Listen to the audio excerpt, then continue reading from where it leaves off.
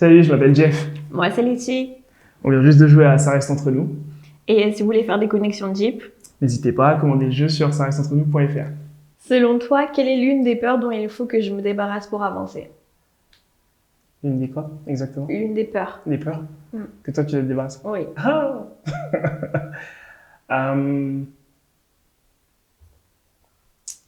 ça va être deep, hein. Ça va être deep. Quand tu es tombée enceinte, quand tu me l'as annoncé, quand on a commencé à en parler vraiment, parce qu'il y a eu un petit laps au moment où on n'en parlait pas, où il y a eu une zone d'ombre en fait, parce que c'était news, tu vois. C'est quelque chose de nouveau, c'était inédit. Tu m'as parlé de tes peurs par rapport au fait de reproduire le même schéma par rapport à ta mère. Et je sais que pour toi, c'était vraiment une très grosse peur. Et c'est toujours une grosse peur, je pense. Et je pense que tu ne devrais pas. Et je te l'avais déjà dit. Et je pense que c'est super important que tu puisses prendre énormément de recul et de te dire que chacun a sa vie et que chacun a son propre environnement et que c'est toi qui contrôle ton destin en fait. C'est toi qui choisis en fait ce que tu veux dans ta vie comme énergie, comme des personnes, l'amour que tu veux donner. Enfin, je pense qu'il y a un tout en fait qu'il faut que tu puisses assimiler. Et je pense que c'est à ce moment-là que tu réaliseras que tu n'as pas besoin d'avoir peur parce que rien que ce que tu m'as dit déjà par rapport à la question d'avant, en fait, pour moi, c'est déjà un checkpoint, entre guillemets, où tu es sur la bonne voie et que tu vis pas forcément le même schéma en fait que ta mère. Donc du coup, j'espère que tu auras cette possibilité de vraiment dissocier en fait tous les schémas qui ont été présentés à toi dans ta vie pour que tu puisses justement accepter tout ce qui t'est présenté. Et je pense qu'il y a énormément de positifs qui va arriver en enlevant bien sûr la grossesse. Je pense que même humainement, tu vois, je pense que tu mérites beaucoup de choses. Tu mérites beaucoup de choses. Et je pense sincèrement, vraiment sincèrement, que tout va bien se passer. Donc, merci. Ne t'en fais pas. Bah, je me permets de retourner à la question parce que, enfin, de donner mon avis. Du coup, je dirais que tu arrêtes de douter de toi et d'être too humble. Kendrick. Non, parce que tu sais que tu es talentueux, tu sais que tu es une très bonne personne et qu'il n'y a pas besoin en fait de douter par rapport à tout ça. Je sais que c'est dur de se mettre toujours en avant, là, comme par exemple aujourd'hui avec sous la lumière des projecteurs, mais you got this. Et c'est pour ça que tu es à mes côtés. C'est vrai, c'est vrai. Merci. Voilà.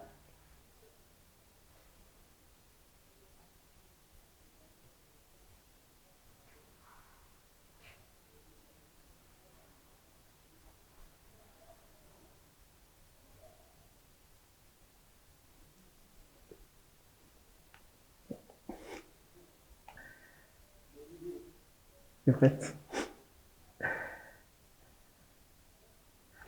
Quelle est la chose que tes ex n'ont jamais pu comprendre sur toi? Oh, très bonne question. Ouais, grave. Alors, je dirais d'être quelqu'un d'indépendant. Ok. En fait, j'ai jamais eu de chance. Je suis toujours tombée sur quelqu'un qui était très insecure.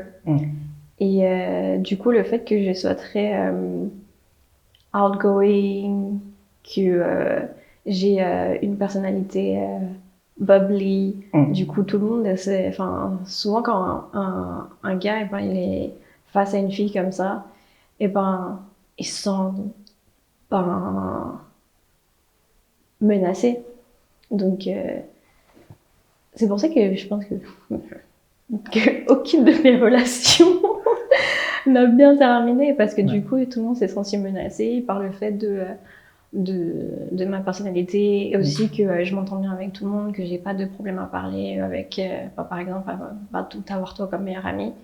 Et c'est vrai que ça peut être menaçant de voir dans mon entourage que je peux avoir plusieurs... je suis entourée par beaucoup de garçons aussi, et ça veut particulièrement rien dire qu'on n'a pas d'attraction. Voilà. physique, mais c'est juste de la pure amitié. Et je l'ai déjà dit, dans mon cercle, je suis très blessed de tous vous avoir. Et le fait de voir en fait qu'on ait cette relation, qu'on ait cette chemistry, ouais. Si on n'est pas habitué à ça, ça fait peur. Ouais, j'imagine. Ouais. Ok.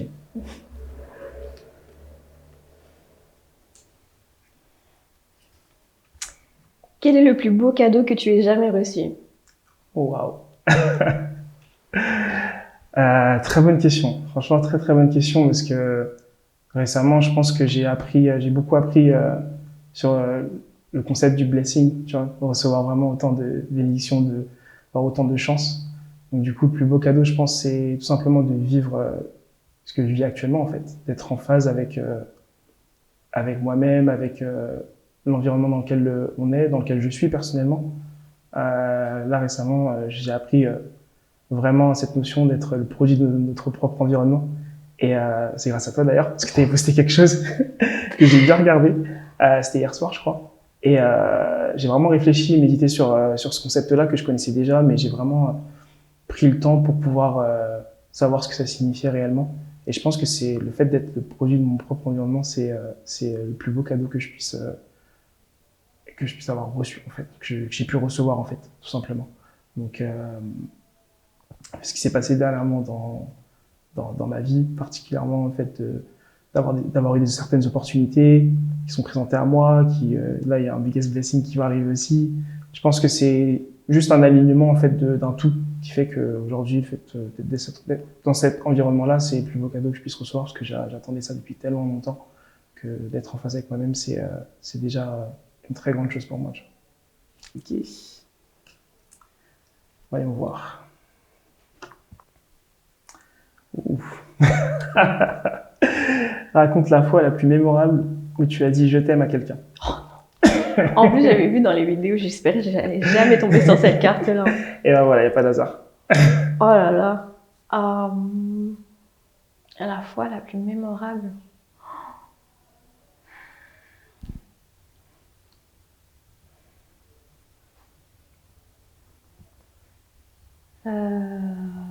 Une colle.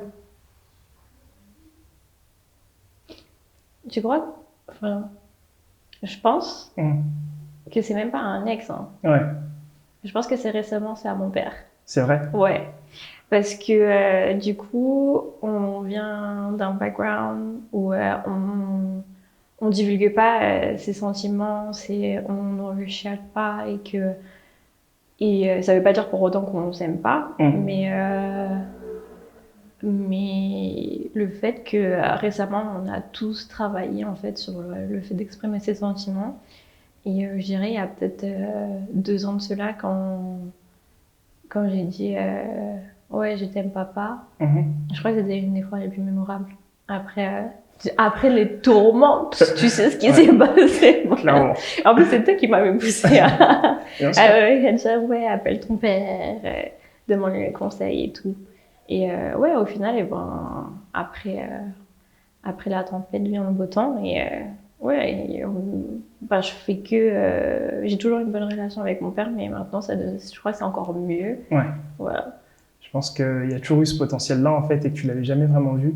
Et que moi, en fait, j'ai eu cet aspect, j'ai pu être spectateur de ça, en fait. J'ai vu le potentiel que tu pouvais développer, de la relation que tu pouvais développer avec ton père.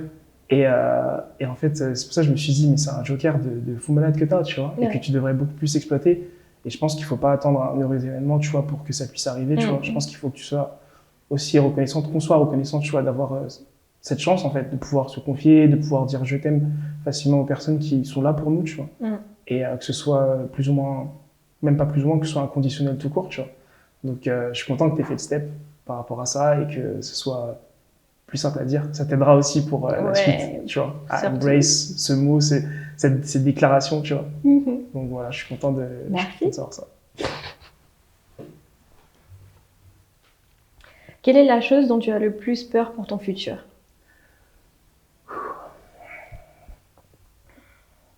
J'en parle pas souvent.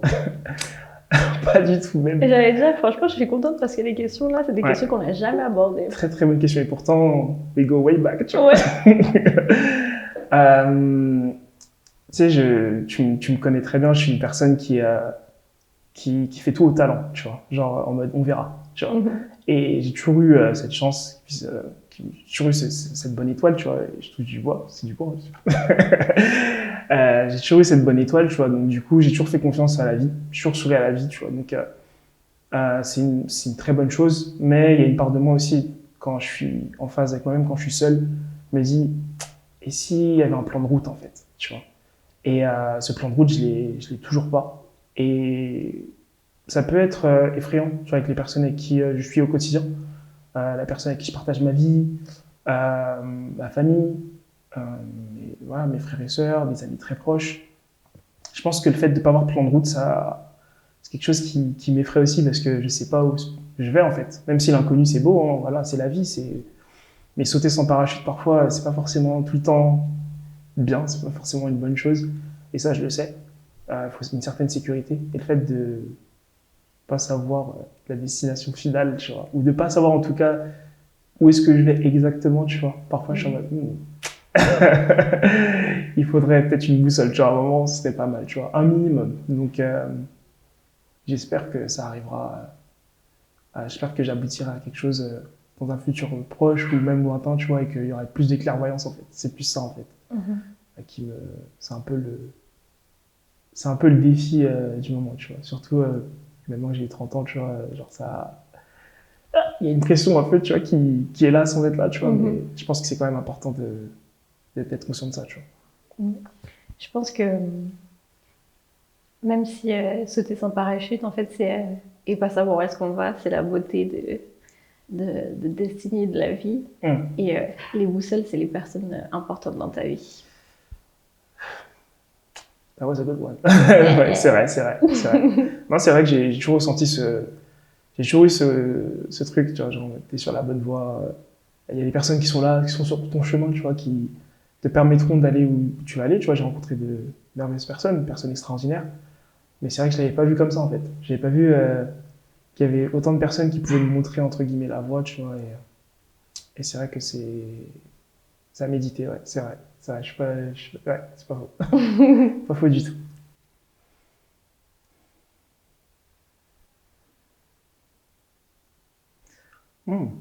Ok. Quelle est la chose la plus compliquée pour toi après une réconciliation? Facile. Ok. Dire pardon. Pourquoi ça m'étonne pas?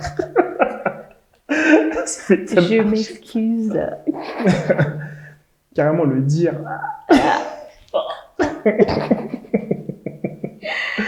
Et pourquoi du coup? Ah, c'est une très bonne question. Pourquoi d'où est-ce que ça vient? J'aimerais bien savoir d'où est-ce que ça vient. Mais oui, je sais pas pourquoi j'ai ce problème de ne pas savoir m'excuser ou dire pardon. Ou peut-être que c'est parce que je préfère faire un service d'action Ouais. pour m'excuser et faire l'effort. Pour moi, c'est comme ça que je m'excuse. Mais après, il y a des personnes qui aiment bien entendre aussi. Ouais, Voilà. c'est ça aussi. Et du coup, ouais, par rapport à ça, parce que c'est vraiment après une réconciliation. Toi, après une réconciliation, c'est quoi vraiment qui te... Est-ce que tu... Par exemple, je sais que moi, après une réconciliation, j'ai un peu un temps d'adaptation à avoir pour vraiment que ça puisse se refroidir, tu vois. Est-ce que toi, ça se refroidit directement? Ou est-ce que tu restes quand même à chaud une fois que les choses sont réglées, tu t'es réconcilié avec la personne en question? Pas avec toi-même? Je pense que ça dépend Ouais. de la circonstance.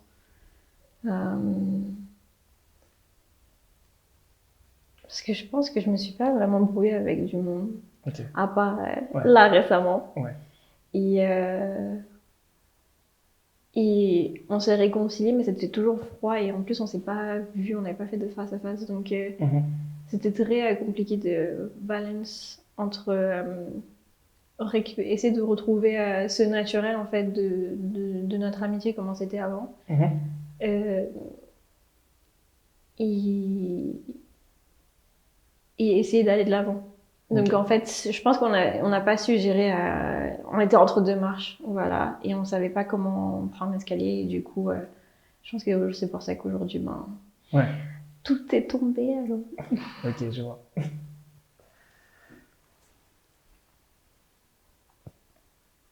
Quelle est la chose que tu souhaites ne jamais avoir entendue?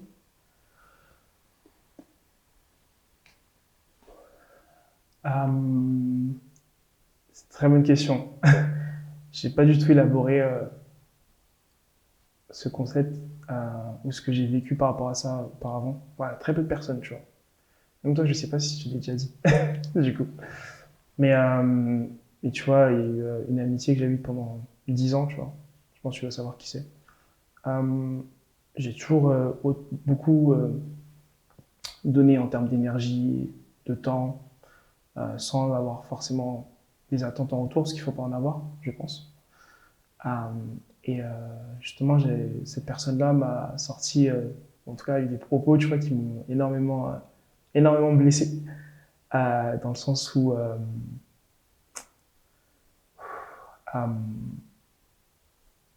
en fait, le fait de me dire que je donne pas assez, tu vois, ou que j'ai pas du tout donné, en fait, c'est quelque chose pour moi, ou par exemple, je suis très égocentrique, ou que je pense qu'à moi dans une relation ou dans une amitié.